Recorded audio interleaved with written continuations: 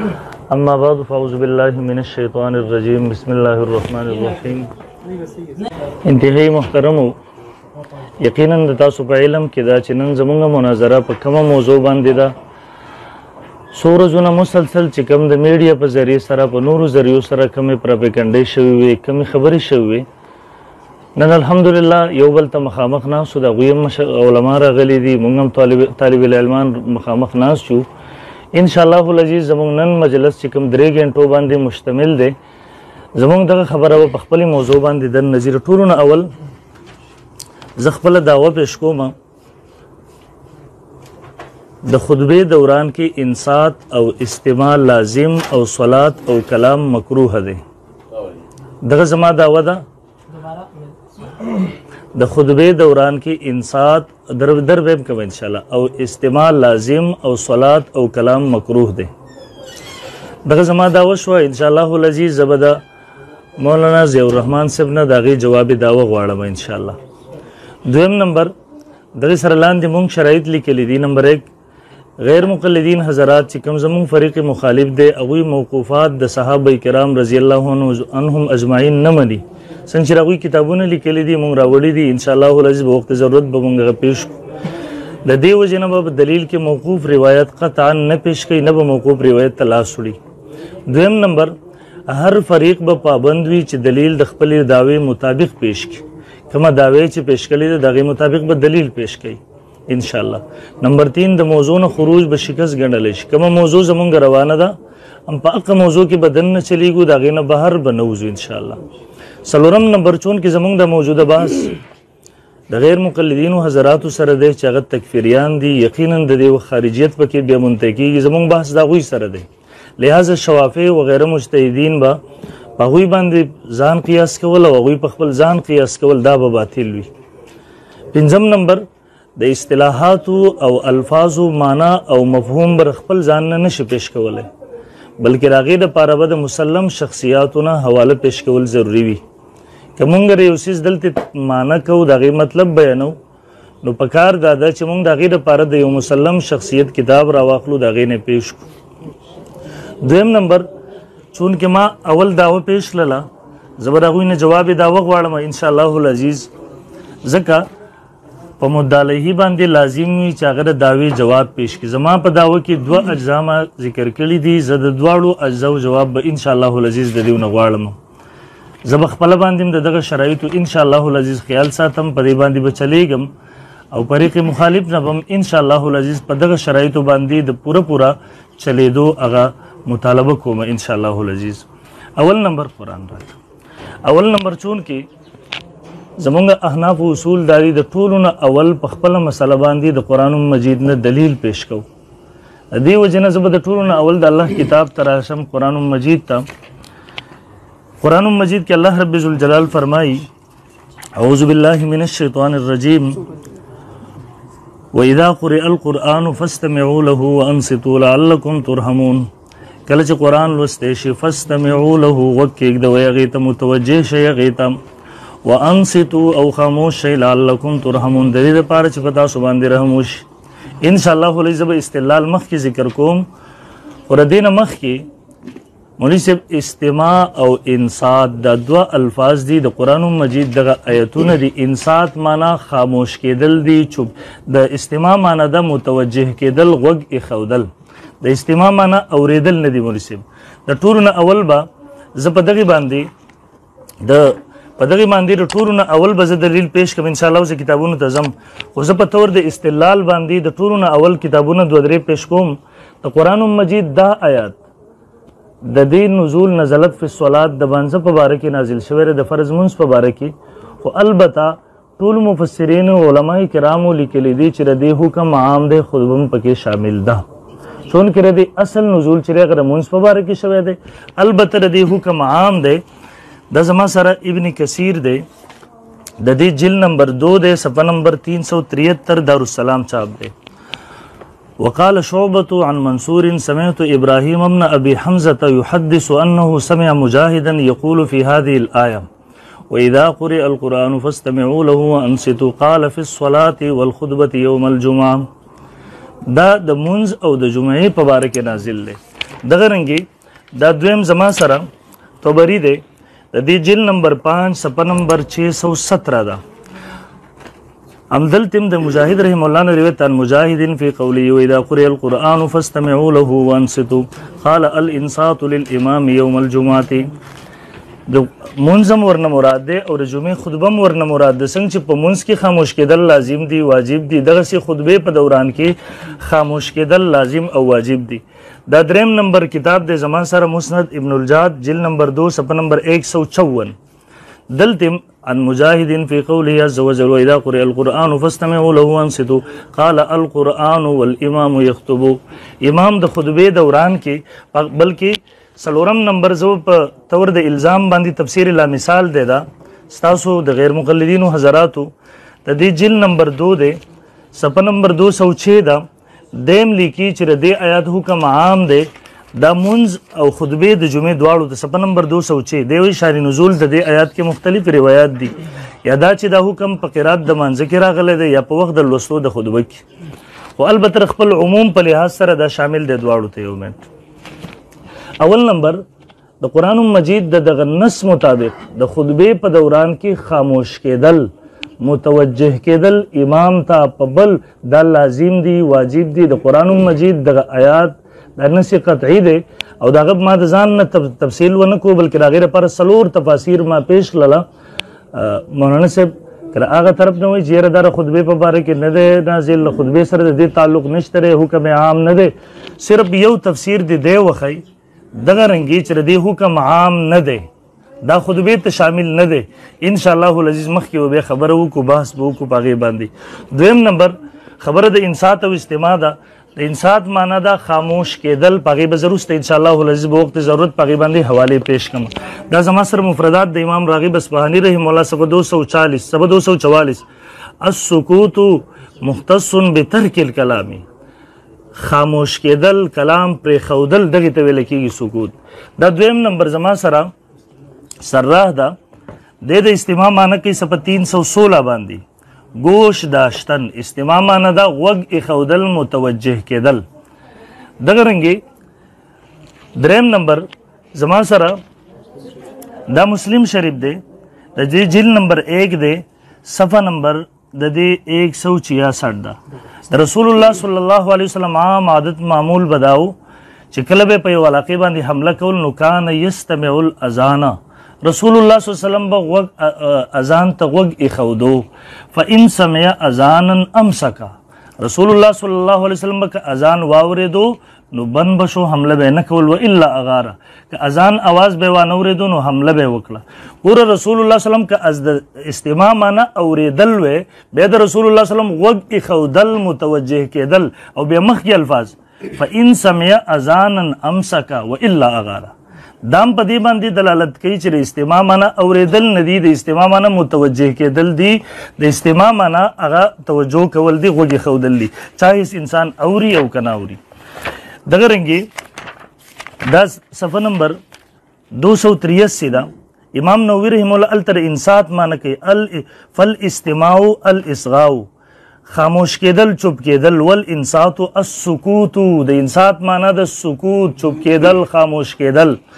دغه رنګي د انصات دا زما سره دویم کتاب دی د انصات په حواله سره سره هم لیکي دغه سیده ټول کتابونه لیکي دی د انصات معنی دا خاموش بودن د انصات معنی دا صفحه نمبر 69 دا انصات معنی کوي خاموش بودن و گوش داشتن خاموش کېدل او غوږ ایښودل.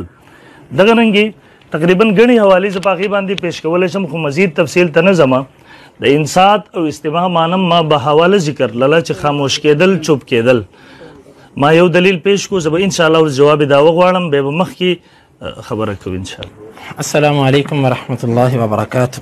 الحمد للہ رب العالمین والصلاة والسلام علی سید الانبیاء والمرسلین اما بعد. بھائی نے میرے سے پوچھا کہ آپ کا جواب دعویٰ کیا ہے. ہمارا جواب دعویٰ یہ ہے کہ جس وقت خطیب خطبہ دیتا ہو اس وقت تحیت المسجد پڑھنے جائز ہیں، تحیت المسجد پڑھے جا سکتے ہیں. تحیت المسجد کے سوا کوئی نماز اس وقت میں نہیں پڑھی جا سکتی. کسی قسم کی کلام اس وقت میں نہیں کی جا سکتی، صرف اور صرف تحیۃ المسجد یہ مستثنا ہے۔ یہ ہے ہمارا جواب دعویٰ۔ بات پوری ہوئی۔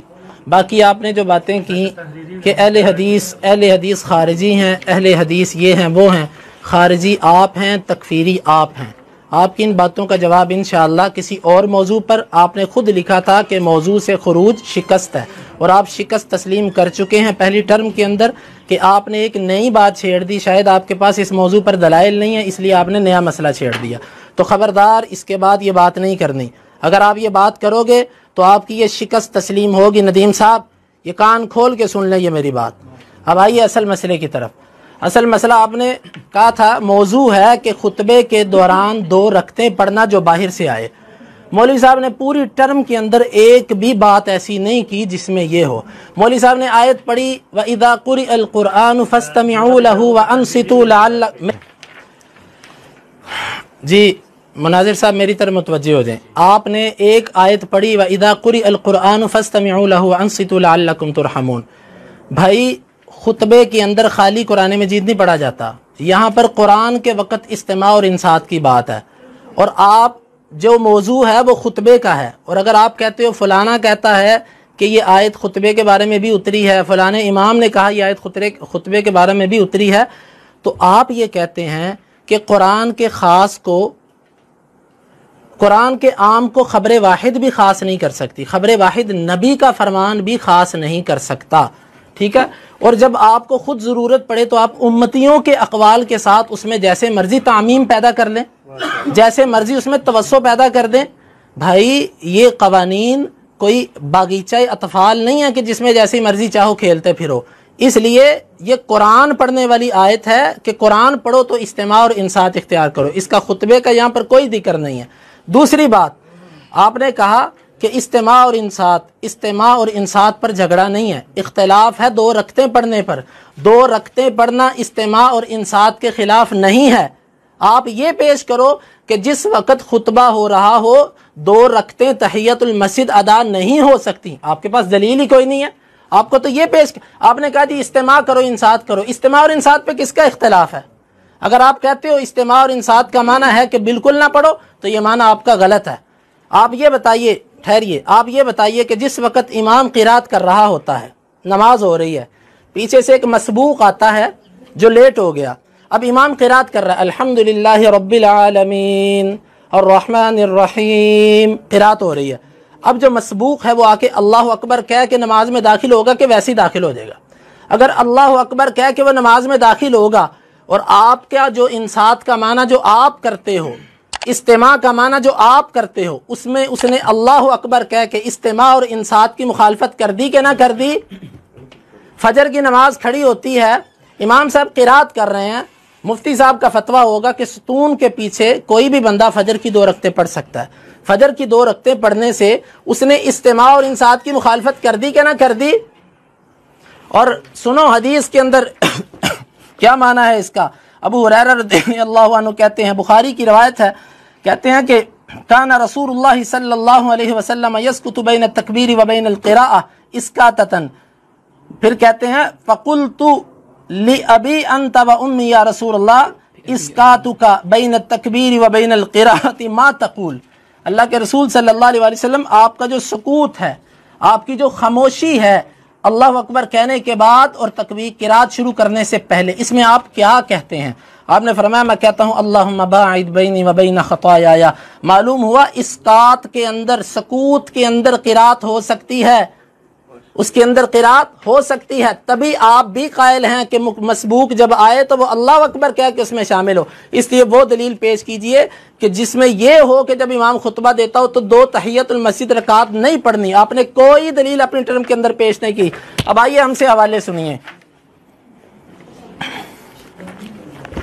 بسم اللہ الرحمن الرحیم۔ صحیح البخاری یہ کون سی کتاب ہے جس کے بارے میں اصح الکتب بعد کتاب اللہ تعالی تحت عدیم السماء، یہ مکتبہ رحمانیہ دیوبندیوں کا مکتبہ ہے۔ بھائی یہ آپ ہی کی بات آپ کو سنا رہا ہوں، اپنی طرف سے پیش نہیں کر رہا۔ آپ ہی کے مکتبے والوں نے لکھا ہے کہ زمین کے اوپر آسمان کے نیچے کتاب اللہ کے بعد سب سے صحیح ترین کتاب بخاری ہے۔ بخاری کے اندر حدیث ہے، امام بخاری رحمہ اللہ حدیث لائے ہیں، جلد نمبر 1 صفحہ نمبر 232 اور حدیث کا نمبر ہے 1166۔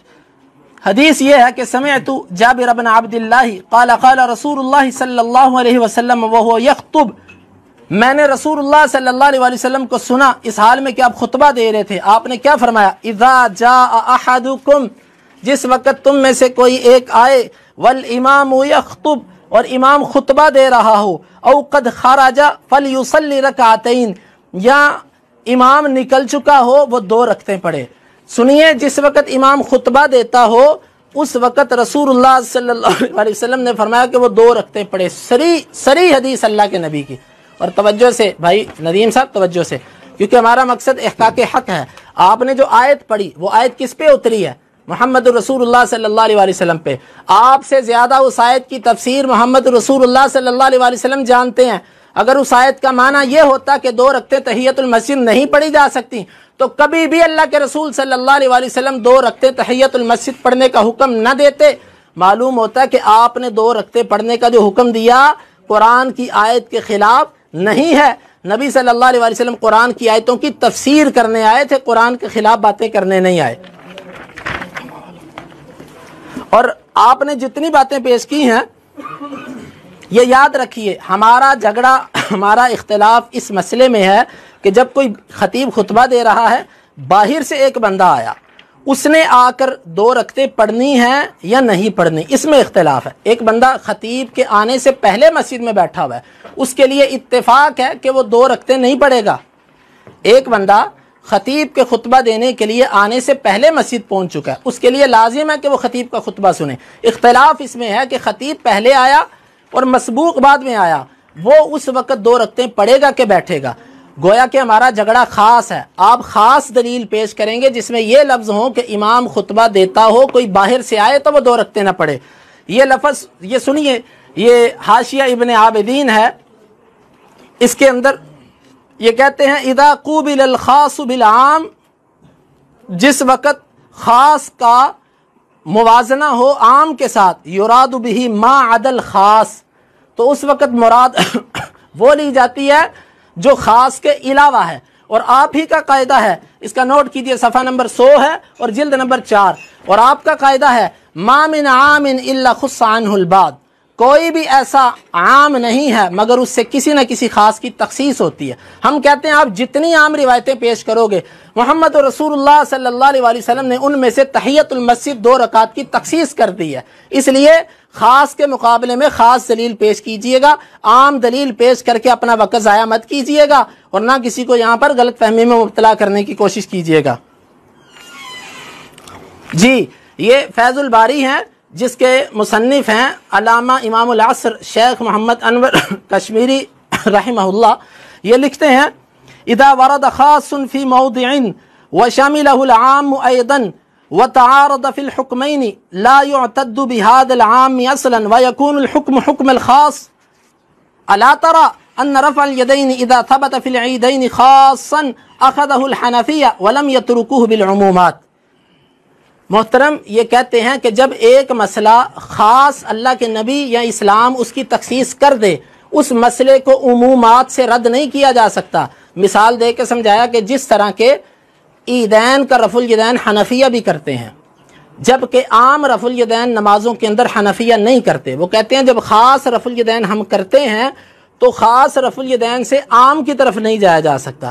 معلوم ہوتا ہے کہ جو چیز خاص ثابت ہو جائے اس چیز کو عمومی دلائل سے ترک نہیں کیا جا سکتا۔ تو یہ بات اپنے ذہن میں اچھی طرح بٹھائیے میرے بھائی، آپ نے وہ روایت پیش کرنی ہے، صحیح سری ایک روایت آپ نے وہ پیش کرنی ہے کہ جس میں یہ لفظ ہوں۔ پورا ہو گیا ٹائم؟ وسلام علی عباده الذین اصطفى، اما بعد۔ زرطولنا اول رزم ما دعوه پیش کړی وا، ما مولانا ضیاء الرحمن صاحب ته ویلو چې جواب دعوه ما ترا کوي۔ مولوی صاحب دا مناظرې میدان دی، د درس میدان نه دی، تاسو به کم از کم دغومره خبره زده کړې وي چې جواب دعوه د دعوې جواب وي۔ زما په دعوه کې 2 اجزاو که تاسو هغې کې وګورئ، اول نمبر جز زما په دعوه کې و چې د خطبې په دوران کې انصات او استماع لازم او صلات او کلام مکروه دي۔ پکار دا و چې زما د 2 اجزاو جواب یې ما ته راکړی وی، دلته جواب داویز چې خطبه جمعه کې دوران تحیت المسجد ادا کی جا سکتی ہے. هغه مې یو دغسې مجهول دا ولیکلې ده چې نه پکې حکم شته نه مزید تفصیلات.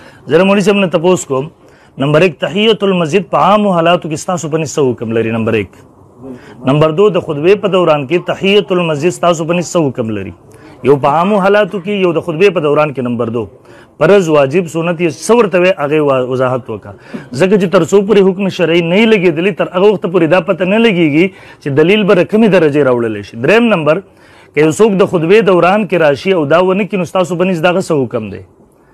دغه 3 تنقیحاتو به زه جواب غواړم انشاءالله ولز مخکې تنقیحات به زه کوم. دویم نمبر اول د دیو خبرو ته راځم. اول نمبر خبره دیو دا وکړه ما ته وایي چې خارجیان هم تاسو یې تکفیریان هم تاسو یې. نو مولوي صاحب دا د موضوع نه وتل نه دي، چونکې ما خبره وکړه چې د څلور مذاهبو د هغوی د مقلدینو حکم جدا دی، د تاسو جدا دی. څلورو مذاهبو کې څوک هم په یو بل کفر فتوی نه لګوي. د امت کې اولنۍ فتنه تاسو وایي چې تاسو دغه خارجیت پیزا شروع کړله، که لرې نشئ تللی ستا سره به یو ملګری دلته ناست و جلال الدین صاحب اوس دې دنیا نه تللی دی. د ټولو نه اولنی بیان دغه واوره د پاکستان په ادارو په ارتداد او په کفر باندې راغوي د افغانستان نه راغلی ده. د داعش قاضي القضات ستاسو د اهل حدیثو علماو په نسبت باندې داعش والا خارجیان دي. دویم نمبر کې ته دغې تم نه ځې، زه به ډېرې حوالې نه در کوم، دا صرف الحق السری وګوره. ستاره استاد محترم شیخ صاحب د دې صفحه نمبر جل 1 صفحه نمبر 637 دی وایي لکه حکومتونه اسلامي بعضې حکومتونو ته اسلامي حکومتونه وایي، پاکستان تم اسلامي جمهوریه پاکستان وایي، ایران تم اسلامي جمهوریه ایران وایي. صرف نومونه دي بادشاهان کفار او زندیقان دي، یعنی څومره با اثر خلک دي. دغه رنګې حوالې ګڼې پیش کولی شم، هغې ته نه ځمه چې دغه مسلمانانو تکفیر تاسو کوئ، حکمرانانو تکفیر تاسو کوئ، کوم مسلمانان دي هغې ته هم کافر وایي. چلو جانې دو دا ځل دې تفصیل ته نه ځم. دویم نمبر دی وایي تاسو نوې مسله وچل، مسله مې نه دی چلل حضرت، صرف ستاسو حیثیت مې واضح وکړو. دریم نمبر دی وایي د خطبې په دوران کې خو صرف قرآن مجید نه وي، د الله بنده ما د هغې دپاره 3 تفاسیر، څلورم تفسیر ما ستاسو نه اوچت کو چې قال فی الصلاة والخطبة یوم الجمعة. ما د امام مجاهد رحم الله قول پیش کور هغې په باره کې، خو پته نه لګي په هغې باندې دې سترګې پټې کړې. ما خو د قرت خبره نه ده کړې، د جمعې د عموم 3 تفاسیر، څلورم د غیر مقلدو تفسیر مې اوچت کو. څلورم نمبر دی وایي که قرآن خبر واحد، ستاسو اصول داري ما ته وایي چې خبر واحد هم په سرم د قرآن مجید د عام حکم تخصیص نشي کېدی. نو ما د تخصیص خبره دلته کړې ده، ما دلته خبره نه ده کړې. مولوي صاحب زویم د دې آیت نزول د مونځ په باره کې شوی دی، د خطبې د جمعې په باره کې شوی دی. د یو آیات د نزول مطلب دغه دی، مفسرین لګیا دي او ته د تخصیص او تعمیم په خبره کې تللی. 5م نمبر دی وایي انصات او استماع باندې جګړه نه ده. جګړه په څه باندې ده؟ جګړه په انصات باندې نه ده او په استماع باندې نه ده. هغه درته ما په دعوه کې درله، زما په دعوه کې دواړه اجزا انشاءالله زه به دواړه ثابتوم، مخکې به ځو. 6م نمبر دی وایي امام ما نه تپوس کوي، امام قرات کوي او مسبوق راځي او هغه الله اکبر وایي. په دې وخت کې خو مولوي صاحب ګوره نزلت فی الصلاة مقتدي ته دغه حکم دی، خطبه شروع ده، هلته یو کس ناستی په دې دوران کې هغه ته حکم دی د خاموش کېدو، د غوږ ایښودو، د متوجه کېدو. دې وخت کې هغه مونځ ته داخل شوی نه دی، الله اکبر وایي، په دې سره مونځ ته داخل شو، دغه حکم ورته متوجه شو. یو خبره مولوي صاحب. دویم نمبر دې زمانه تپوس کوي د سحر په مونځ کې فلا فلا د موضوع نه خارج بهر لاړو او داسې سوالات په دې سره ستا مدعا نه ثابتېږي، نه د هغې سره څه تعلق شته دی. بیا بخاري شریف راواغستو وایي اصح الکتب بعد کتاب الله، ستاسو پلان کې نو دا دي د مکتبو والا خبره ده. ستا اصول صرف قرآن دی یا حدیث دی، یا خو قرآن کې وښیه چې بخاري اصح الکتب دی، یا حدیثو کې وښیه. د امتي طرف ته مزه، ځکه چې دغه ستاسو بنس تقلید دی او شرک کوئ. یعنی نن تا د یو مکتبې والا د یو تجارتي سړي تقلید په هغې کې وکړو، په هغې کې ور روان شوې، په خپل اصولو مطابق مشرک وګرځېدی. که قرآن کې خو حالانکې که دغه بخاري تا کلاو کړی وی، لاندې ابن الحمام رحم الله قول موجود دی چې دا سینه زوري ده، لا یجوز فیه تقلید. دغه بخاري کې دننه له کلاو که خو دننه مکتبو والا په خبرو پسې روان دي، دا توفیق درته نه میلاویږي چې بخاري کلاو کوي. 9م نمبر دی وایي حدیث پیش کو او هغې نه وروسته هغه حدیث تفصیل ته زه راځم، خو هغې نه وروسته ما ته وایي دا آیات په چا باندې نازل شوی دی؟ په محمد رسول الله صلی الله علیه وسلم باندې نازل شوی دی. او بیا یې د هغې دپاره روایت راواغستو. نو که دی د دغه حدیث په باره کې ښودی شي چې دا د دې آیت په تفسیر کې رسول الله صلی الله علیه وسلم فرمایلی دی، یا د صحابي قول ښودی شي، یا د تابعي ښودی شي، یا د تبع تابعي ښودی شي، بسم الله که میدان کې پیش کړه. که نه شي ښودی نو دا د خپل طرف نه تفسیر بالرأی مه کوه مولوي صاحب. د دغه د قرآن مجید د دې آیات نزول د دې نه وروسته شوی، انشاءالله زه هغه وروسته تفصیل پیش کوم. د قرآن مجید د دې آیات د دې حکم په نازلېدو سره د دې نه مخکې څومره احکامات په دې باره کې راغلي وو ټول منسوخ ګرځېدلي، وروسته به حواله پیش کوم انشاءالله. په اخره کې بیا دی ما ته وایي ته به خاص دلیل نه پیش کوې. دا اول نمبر واخله ستا فتاوی حصاریه د دې صفحه نمبر 12 دی وایي نیل الاوتار د قاضي شوکاني صاحب چې تاسو مشر دی هغه حواله پیش کوي. جلد نمبر 2 صفحہ 216 میں ہے بناء العام علی الخاص واجب کما تقرر فی الاصول، اور جلد 2 صفحہ نمبر 193 میں ہے حمل المطلق علی المقید واجب علی ما هو الحق فی الاصول. یعنی علم اصول میں یہ قاعدہ مقرر ہو چکا ہے کہ عام کے بنا خاص پر اور مطلق کے مقید پر رکھنی واجب ہے. لکھپل کتابوں نے وګوره مولوی صاحب انشاءاللہ ورکی کتاب ورک. دویم نمبر دی چې کوم حدیث پیش کو مولوی صاحب د ټولو نه اول قرآن ته لاس ور نه وړو. کاش که مولوی صاحب ویلي وی چې زما په سر باندې دلته قرآن لاس نه زما په سر لاس نه ایږدي. دویم نمبر کوم روایت مولوی صاحب پیش کو د دغه روایت مولوی صاحب دا شعبه تفرد دی او د عمرو بن دینار نه په دغه مذکوره الفاظ سره روایت نقل کولو کې د توهم شوی دی. په اصل کې دا د حضرت سلیک رضی الله عنه واقعه ده چې په غلطۍ سره ورنه هغوی قولي حدیث جوړ کړی دی. او دا خبره زه نه کومه، دا امام دارقطنی رحمه الله په خپل کتاب کم چې په بخاري مسلم لیکلی دی کم روایات دغه متکلم فیه دي، هغه روایات د دې صفحه نمبر 386 کې عن جابر اذا جاء احدکم والامام یخطب هم دغه روایت نقل کوي. همدا د بخاري په هغه روایاتو کې دی چې امام بخاري رحمه الله مسلم په هغه روایاتو کې دی چې دا متکلم فیه دی، دلته خطا شوی دی دغه نه ورکه والله. دریم نمبر دا روایت مولوی صاحب د قرآن مجید آیات ما پیش کو ردی مبارک نس قطعی میں پیش کو ستا د استدلال پیش نظر دا راغی معارض دے. دویم نمبر د خلفای راشدین و صحابه کرام رضی الله عنهم اجمعین عمل ز پیش کو ما چاغوی دا د دین خلق من کول د مکروه غنو د بد غنو د دین خلق من کول. الان کې خلفای راشدین زم د تانه تبوس کوم قرآن نبی علیہ الصلوۃ والسلام نے خلفای راشدین و صحابه کرام از کړه دي، احادیث د نبی علیہ السلام نے نقل کون کې صحابه کرام رضی الله عنهم اجمعین دي چې کله اغوی د یو آیات مطلب څنګه اغوی را تبه نه د روافض غونته کې کار بنه کو چې صحابه فهم شاته واترتو د خلفای راشدین فهم شاته ورزو. ان شاء الله العزیز غرست پیش کوم چې خلفای راشدین هم د خطبه په دوران کې من صلات کلام دا مکروه غنو څنګه چې زما دا ود ان شاء الله رست پر اعظم. پنځم نمبر که چتر تطبیق طریقه اختیار لشي نو دا به ویل شي چې ول امام یخطبون مراد یرید الامام ان یخطبا چې کله او کچرتر ترجیح طریقه اختیار لشنو بیا روایت د نه په سو وجو سره راجح دي. ان شاء الله زبا غرست پیش کوم. نمبر 1 محرم او مبیح کې تعارض په وخت کې محرم لره ترجیح ورکول شي. دویم روایت د نه مؤید بالقران دي، مؤید بالقران دي. دریم نمبر روایت د نه مؤید بالاصول الکلیه دي. څلورم نمبر روایت د نه مؤید بتعامل الصحابه والتابعین دي. پنځم نمبر په دې باندې عمل کولو کې احتیاط هم زیات دی. شپږم نمبر پاغي باندې وروسته ان شاء الله العزیز تفصیل تر اعظم. خو ما د مولوی صاحب نه تپوس کړو په خپل داوا باندې مولوی صاحب تر اوسه پورې نه خو جواب داوا ما ترا کړی دا نه پاغي حکم شرعي لګول دی.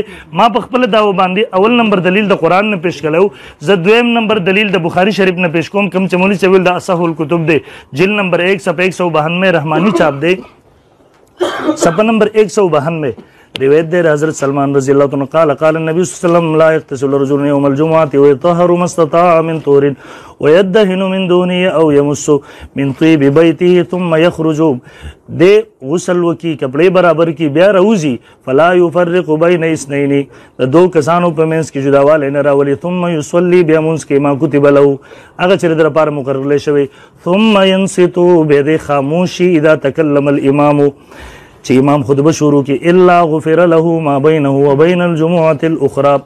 دا دریم نمبر دلیل ز په خپل داو باندې پیش کوم ورکول.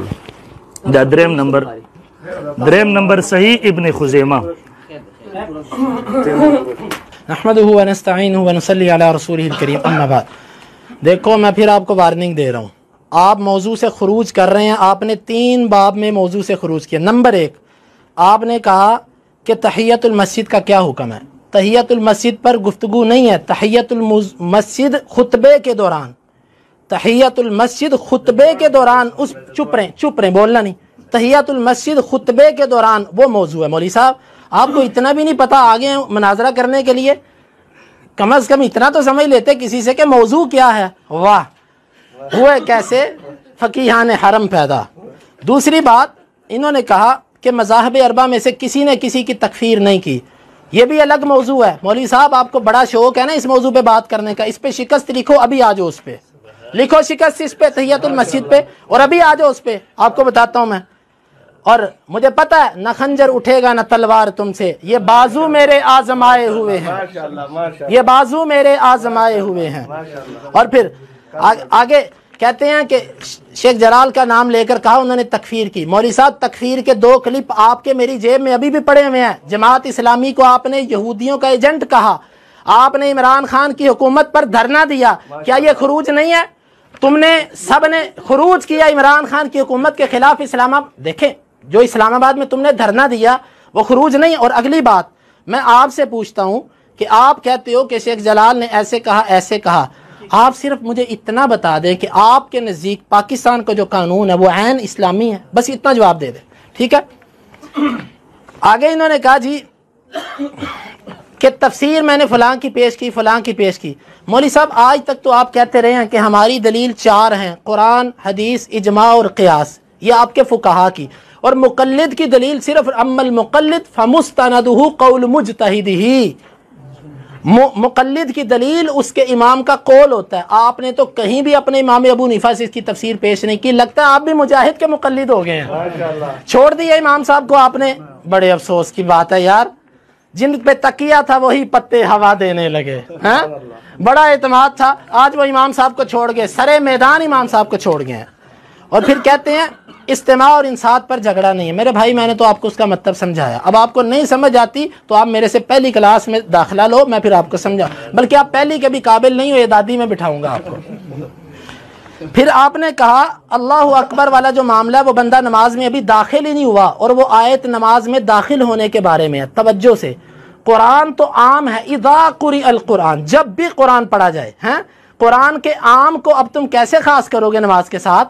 تم تو خبر واحد کی تخصیص کے قائل نہیں ہو مولانا، تو وہاں پر مولویوں کے اقوال سے کیسے اس کو خاص کرو گے؟ اور اسی طرح انہوں نے کہا بناء الخاص علی العام، وہ کہتے ہیں کہ ہماری بات انہوں نے کر دی لیکن ان کو پتہ ہی نہیں بیچاروں کو میں نے بات کیا کی ہے۔ یہی بات میں آپ کو سمجھا رہا ہوں، یہی بات میں سمجھا رہا ہوں کہ جب کسی عام سے کسی چیز کی تخصیص ہو جائے تو عمومی دلائل سے اس کے خلاف روایات نہیں پیش کی جاتی۔ ایک مثال دے کے سمجھاتا ہوں کیونکہ آپ کو جلدی بات سمجھ نہیں آتی۔ حدیث کے اندر، قرآن کے اندر آتا ہے حرمت علیکم المیتہ، تمہارے اوپر مردار حرام ہے، ٹھیک ہے؟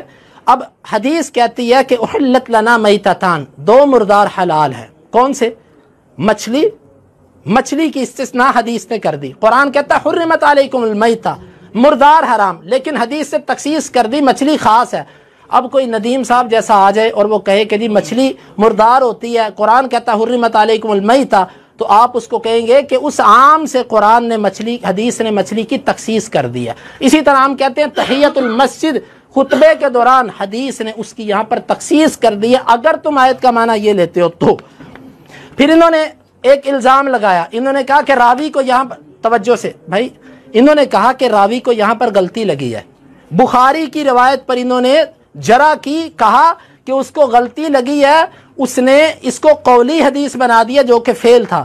بھائی اس پر دلیل پیش کرو، دعووں سے بات ثابت نہیں ہوتی، چھوٹا منہ بڑی بات۔ بخاری پر یہ کہہ دینا کہ بخاری کے راوی کو غلطی لگی ہے، یہ ثابت کرو۔ شاہ ولی اللہ کہتے ہیں وَمَن يُحَوِّنُ أَمْرَهُمَا فَهُوَ مُبْتَدِعٌ مُتَّبِعٌ غَيْرَ سَبِيلِ الْمُؤْمِنِينَ، حجت اللہ البالغہ، جو بخاری اور مسلم کے معاملے کی توہین کرتا ہے وہ بدعتی ہے، وہ بدعتی ہے اور مسلمانوں کے رستے سے ہٹ کے چلنے والا ہے۔ اس لیے بخاری کی روایت پر اگر جرح کی تو یا تو دلیل پیش کرو یا تصریح۔ باقی رہا الالزامات والتتبع، یہ جو آپ نے پیش کی ہے کتاب، اس پر جو امام دارقطنی رحمہ اللہ نے جو لکھا ہے اس کا جواب ابن حجر نے ہدی الساری کے اندر تفصیلی دیا ہے، شاید آپ کا اس سے واسطہ نہ ہو۔ آپ دیکھ رہے اس میں کوئی ایسی بات نہیں ہے جس میں بخاری پر کوئی الزام آتا ہو، میری روایت اپنی جگہ پر قائم ہے۔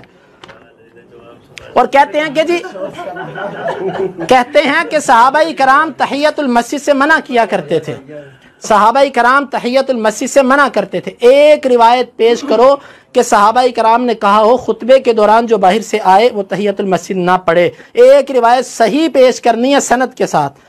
اور انہوں نے کہا کہ رافضیوں کا کام ہے، انہوں نے کہا رافضیوں کا کام ہے صحابہ کے فہم کو پیچھے چھوڑ دینا۔ ابھی میں صحابی کا فہم پیش کرنے لگا ہوں، دیکھتا ہوں رافضی کون ہے۔ یہ میرے ہاتھ کے اندر سنن نسائی ہے، حدیث ابو سعید خدری رضی اللہ عنہ کی، جی صفحہ نمبر 351۔ ابو سعید خدری رضی اللہ عنہ رجلا دخل المسجد یوم الجمعہ، ایک آدمی مسجد میں داخل ہوا جمعے کے دن، اور رسول اللہ صلی اللہ علیہ وسلم خطبہ دے رہے تھے۔ فقال صلی رکعتین، تم 2 رکعتیں پڑھو۔ ثم جاء الجمعہ الثانیہ، پھر وہ بندہ دوسرے جمعے آیا، والنبی صلی اللہ علیہ وسلم یخطب، آپ خطبہ دے رہے تھے۔ فقال صلی رکعتین، 2 رکعتیں پڑھو۔ ثم جاء الجمعہ الثالثہ، پھر وہ تیسرے جمعے آیا، فقال صلی رکعتین، آپ نے فرمایا 2 رکعتیں پڑھو۔ ثم قال تصدقوا فتصدقوا فاعطاه ثوبین، آپ نے فرمایا صدقہ کرو، اس کو لوگوں نے 2 کپڑے دیے۔ اور ثم قال تصدقوا فطرح احد ثوبیہ، لوگوں نے صدقہ کیا، اس نے کپڑوں میں سے ایک کپڑے کو چھوڑ دیا۔ رسول اللہ صلی اللہ علیہ وسلم نے اس کے بعد یہ عمومی حکم فرمایا کہ جس وقت تم میں سے کوئی ایک مسجد میں داخل ہو تو وہ 2 رکعتیں پڑھے بغیر نہ بیٹھے۔ یہ سنن نسائی کی روایت ہے جو میں نے آپ کے سامنے پیش کی، گویا کہ صحابی کا فہم ہے۔ ابو سعید خدری والی روایت پیش کریں جی۔ روایت نمبر 3 بخاری سے، جابر بن عبداللہ رضی اللہ عنہ کہتے ہیں کہ ان النبی صلی اللہ علیہ وسلم، صحیح مسلم سے، خطب فقال اذا جاء احدکم یوم الجمعہ، جس وقت، مولانا دیکھیں ندیم صاحب، میں جو بھی روایت پیش کر رہا ہوں میں اس کے اندر لفظ پیش کر رہا ہوں، جس وقت امام خطبہ دے رہا ہو اور کوئی آئے، آپ نے ایسی روایت پیش کرنی ہے کہ جس میں یہ لفظوں کوئی باہر سے آئے، امام خطبہ دے رہا ہو تو وہ 2 رکعتیں نہ پڑھے۔ میں وہ روایت پیش کر رہا ہوں کہ امام خطبہ دے رہا ہو، کوئی باہر سے آئے، وہ 2 رکعتیں پڑھے۔ آپ نے وہ پیش کرنی ہے امام خطبہ دے رہا ہو، کوئی باہر سے آئے، وہ 2 رکعتیں نہ پڑھے۔ اور اگر آپ پیش نہیں کر سکیں گے یہ آپ کی شکست ہے۔ وقد خرج الامام فلیصلی رکعتین، امام نکل بھی چکا ہو، وہ 2 رکعتیں پڑھے۔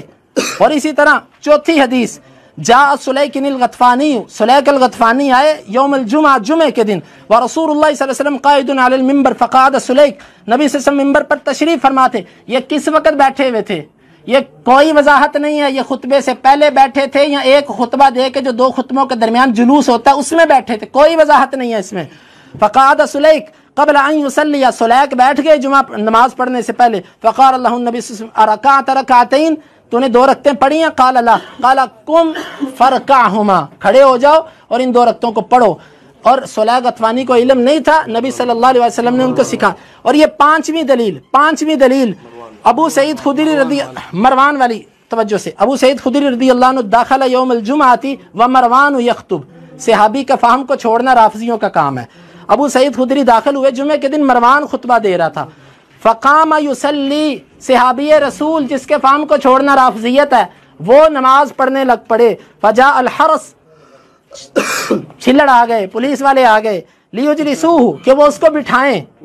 فابا، ابو سعید خدری نے انکار کر دیا، حتی صلی، یہاں تک کہ انہوں نے نماز پڑھ لی۔ فلما انصرف، جب وہ پھر گئے، اتیناہ، جمعے سے جب فارغ ہوئے تو تابعین کہتے ہیں ہم ابو سعید خدری کے پاس آئے، فقلنا رحمک اللہ، ہم نے کہا ابو سعید آپ پر اللہ رحم کرے، ان کادوا لیقعوا، وہ فوجی تو قریب تھے کہ تمہیں پکڑ کے مارتے کہ آپ مروان کے خطبے کے دوران 2 رکعتیں پڑھ رہے ہیں۔ فقال ما كنت لاتركهما بعد شيء رايته من رسول اللہ صلی اللہ علیہ وسلم، میں نے جس چیز کو اللہ کے رسول کے سامنے کرتے ہوئے دیکھا، آپ سے میں نے جس چیز کو لیا، میں اس کو کسی کی وجہ سے ہرگز نہیں چھوڑ سکتا۔ کون سی چیز؟ تحیت المسجد، خطبے کے دوران میں نے اس کو اللہ کے رسول سے لیا۔